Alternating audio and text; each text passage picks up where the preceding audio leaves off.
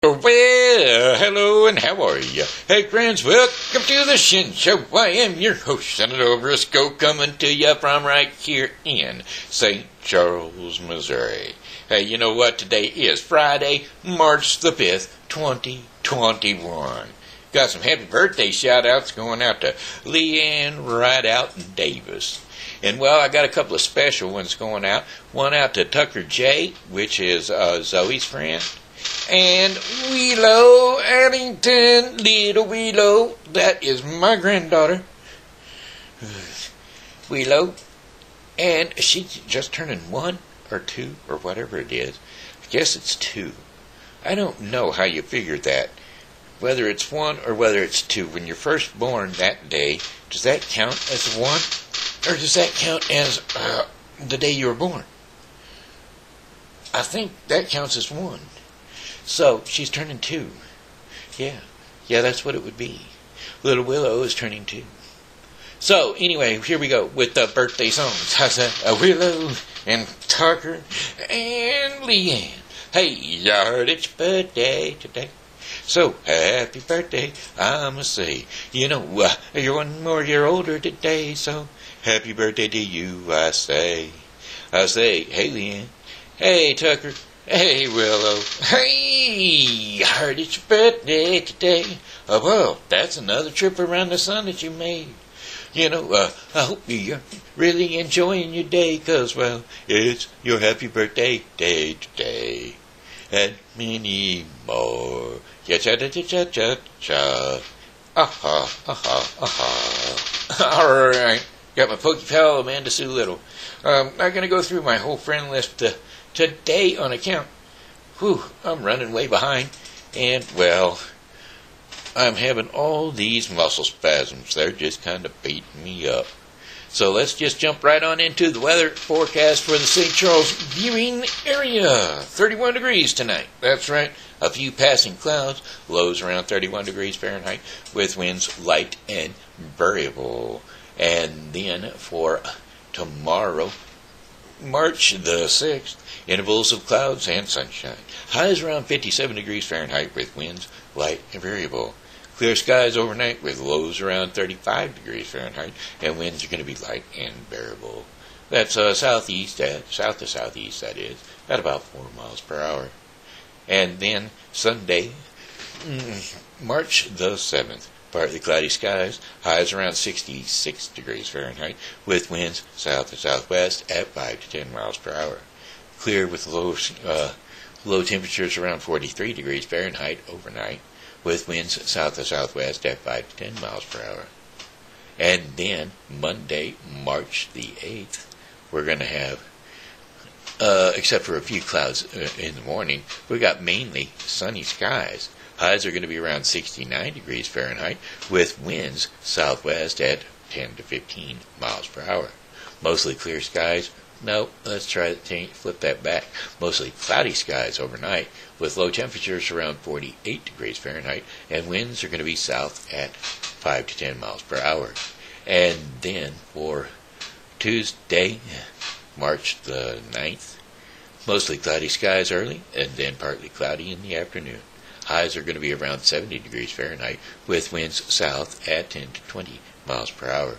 Mostly cloudy overnight, with low temperatures dipping down around 57 degrees Fahrenheit, and winds are going to be south at 10 to 20 miles per hour. And how about Wednesday, January, or March? How about March? March the 10th, cloudy with slight chances of rain showers. Highs around 69 degrees Fahrenheit, and winds south at 15 to 25 miles per hour. Overcast with rain showers at times overnight, with lows around 55 degrees Fahrenheit, and winds are going to be southwest at 10 to 20 miles per hour. Chances of rain 60%. And then Thursday, March the 11th, rain is quite likely. Highs are going to be around 63 degrees Fahrenheit, with winds south to southwest at 10 to 15 miles per hour. Chances of rain 70%, and rainfall around 1/4 inch. Rain early and then remaining cloudy with showers late at night. Lows around 48 degrees Fahrenheit with winds north to northeast at 5 to 10 miles per hour. Chances of rain 60%, and rainfall is going to be near 1/4 of an inch. So, now we're going to have our rainy season. We had our freezy cold season, now it's rainy season. Alright, hey, that's it for the weather. You know, I was telling my mom a little story this morning because my dad, he wears Stetson hats, and I was just telling her off the top of my head about John Batson Stetson. He was an American hat maker way back in, 1906, I guess? And, well, he was born in 1906, and he manufactured hats, and that's what he was doing for a living. But when he was about 8 years old, he was the 8th child of 12 children. That's what it was. He became diagnosed with consumption. Well, tuberculosis. That's what it is. Tuberculosis. And he decided that he had tried to see the rest of the world because he didn't know how much time he had left to die. See, his dad had a hat company. Stephen Stetson was a hatter, and so he left New Jersey and he went out to the west. And when he got out west, he was going to try to head up into the mountains. Well, everybody told him he was crazy; he would die going up there. But with the air being thinner, he thought maybe he would be able to live a little longer. And so he did. He went all the way up in the mountains with a mountain man as a guide, and he was a trapper. Well, the mountain man was a trapper, and he trapped beavers. And, well, the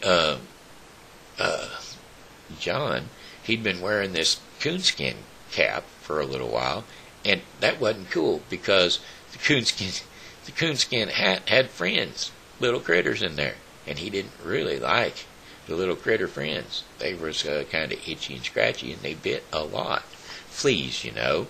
And so what he'd done was he asked his mountain man friend if he could have one of those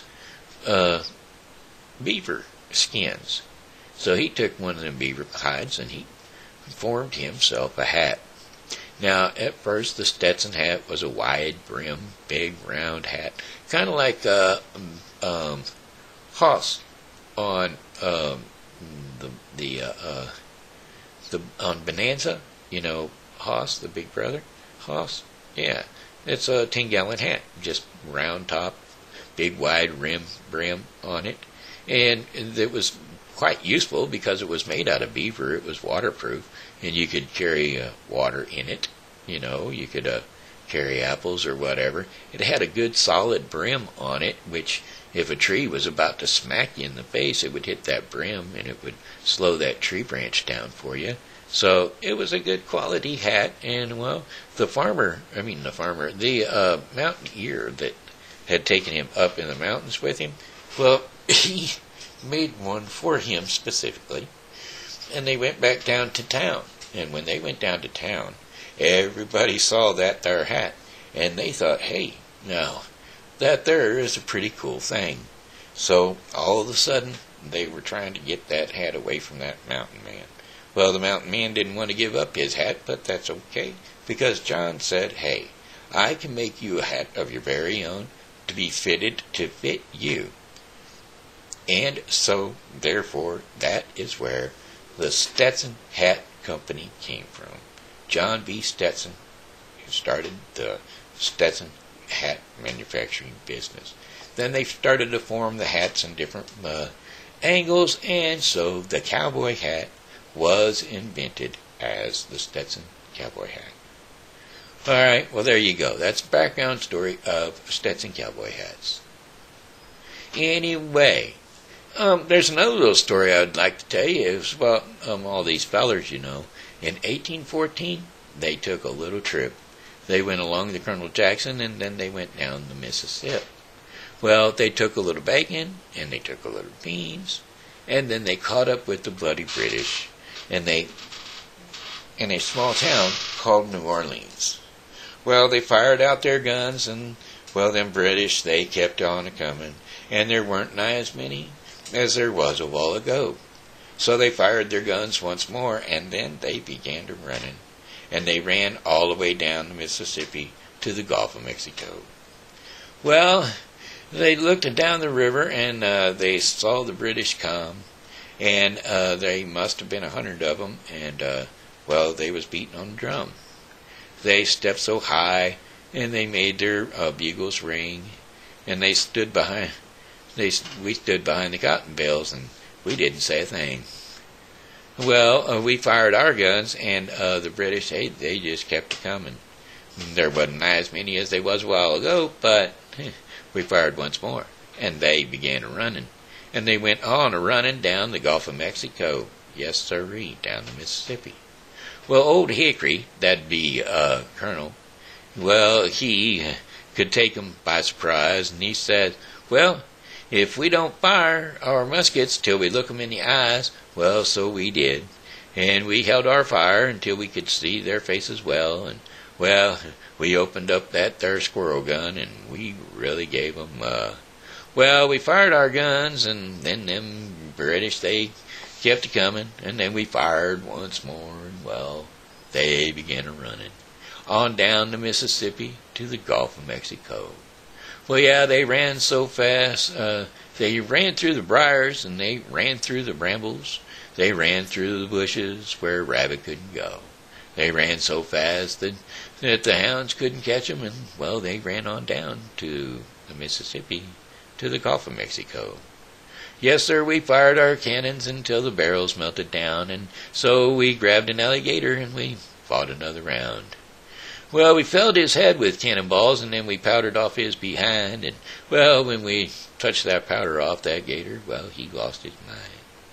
Well, we fired our guns once more, and the British, they just kept a-coming, and there wasn't as many as they was a while ago, but we fired once more, and they began a-running on down the Mississippi to the Gulf of Mexico. Yeah, they ran through the briars, and they ran through the brambles, and they ran through the bushes where a rabbit couldn't go. They ran so fast that the hounds couldn't catch them, and, well, they ran on down the Mississippi to the Gulf of Mexico. Yep, and then we marched on off, hut, 2, 3, 4, hut, 2, 3, 4. We sounded off, hut, 2, 3, 4, hut, 2, 3, 4. That's right, marched away. All right, that was one of them battle stories that, I remember it quite well. I like them battle stories. Remember any of the battle stories you fought? Well, that might be the one I was remembering. Anyway, how about the story today for the kids to gather up around on the couch? How about it, huh? How about it, Willow and Oliver and Tucker J, that is, and Zoe? Y'all gonna jump up on the couch, get ready to watch the TV, Grandpa? Here we go. And somebody throw a phone on that girl's belly so that old Leroy can hear it too. Somebody stick a phone on her so that Leroy knows TV Grandpa's voice when he hears it, so he can scream and run and hide. Hey, you know how it goes. That's the way it goes. Anyway, here we go. Peter Pan, a story for kids. Once upon a time, there were 3 children, Wendy, John, and Michael Darling. They liked bedtimes because every time in the nursery, Wendy told stories about Peter. Well, Peter Pan, that is. Peter is a little boy who decided to never grow up, and he lived in a faraway place called Neverland, full of adventures and fun, and the children loved to hear the stories about him. And Peter himself would come flying down and sit on the nursery windowsill to hear the stories. Well, one night, Peter asked the children to come with him to Neverland, and Wendy was delighted on hearing this because Peter taught them how to fly. All it took was a wish and a pinch of pixie dust, and a little practice too, and then out the nursery window they flew, away to Neverland. Well, the Neverland was a wonderful place. There were fairies living in treetops and mermaids swimming in a lagoon. There were real red Indians in a village on a cliff and woods full of wild animals, too. Best of all, there were ships full of pirates, yes, with an especially wicked leader, Captain Hook. Well, Wendy, John, and Michael knew at first sight that they would love the Neverland. They, like Peter, underground houses. They liked Peter's underground houses with lots of hidden doorways in a big hollow tree. There they met the lost boys who shared Peter's home. All the boys were delighted that Wendy had come to tell bedtime stories to them, but they didn't spend much time in the underground house. There were too many exciting things to do. Sometimes they played at war with the Red Indians, who were their good friends. Sometimes they had trouble with the wicked pirates, who were their enemies. And one day the pirates stole away Prince Tiger Lily of the Indian tribe. The Indian chief, her father, the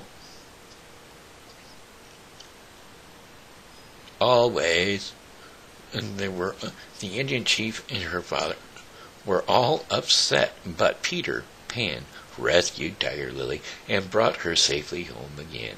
This made Captain Hook, the leader of the pirates, mad at Peter more than ever because he had kidnapped Wendy and John, Michael, and all the lost boys while Peter was away. He took them to his pirate ship. Well, Hook decided to throw them off from the ship, while Wendy was sure that Peter would rescue them.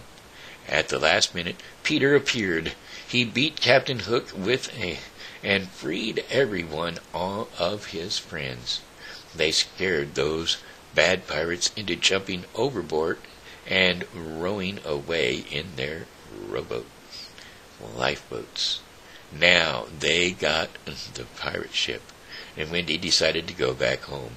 With a wish and a pinch of pixie dust, they made the pirate ship fly. They all sailed on that ship through the sky to the nursery window again. The children's parents could hardly believe their children had been to Neverland. Wendy, John, and Michael never forgot Peter Pan, even after they grew up. And that, my friends, was the story of Peter Pan. Willow and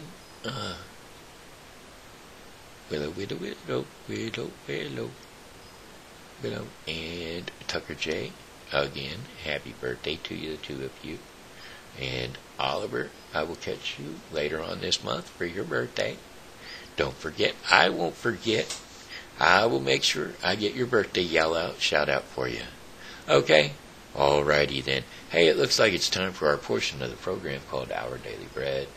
And Our Daily Bread's devotion today will be Who Knows?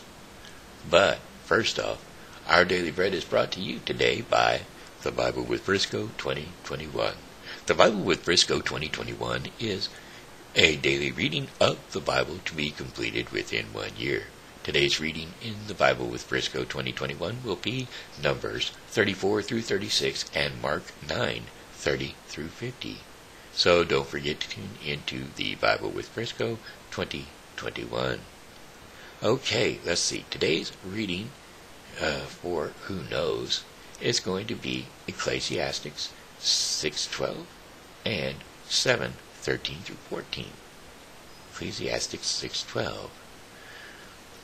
For who knows what is good for a person in life? During a few meaningless days, they pass through like a shadow. Who can tell them what will happen under the sun after they are gone? Ecclesiastes 7:13 through 14. Consider what God has done. Who can straighten what he has made crooked? And when times are good, be happy. But when times are bad, consider this. God has made the one as well as the other. Therefore, no one can discover anything about their future. So there you go. Who knows? Nobody. Not even God. All right. Hey, that was the ODB, the Daily Bread portion of the program, which was brought to you today by the Bible with Briscoe 2021, a daily reading of the Bible to be completed within 1 year. Do not forget to tune into the Bible with Briscoe 2021 to get your daily reading of the Bible. All right, my friends. Hey, that looks like the end of the Shen Show for today. And as always, God loves you, and so do I. Hey, you know what? I got another song for you, or a song for you, and it goes like this. Well, goodbye, my friends. It's time to go. I said goodbye, my friends. It's time to go. I hate to leave you, but I really must go. So goodbye, my friends. Goodbye. This here has been Shenandoah Briscoe saying hello and how are you? Thanks for tuning in to the Shen Show, and as always, God loves you and so do I. So come back and see me tomorrow because, well, hey, I'll be here and I hope that you are too.